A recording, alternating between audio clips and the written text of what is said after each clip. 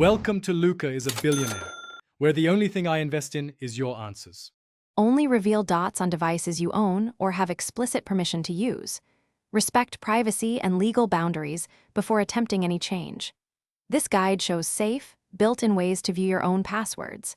It excludes methods to bypass locks or spy on others.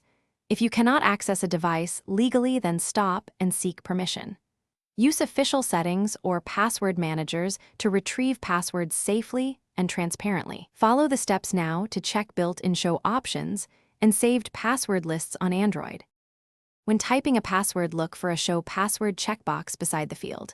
Tap that box to reveal the characters for easier correction or confirmation.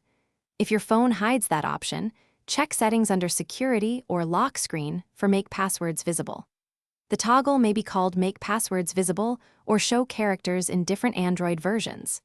Enable it only while you control the screen and are sure no one is watching. Disable it again when finished to restore normal masking.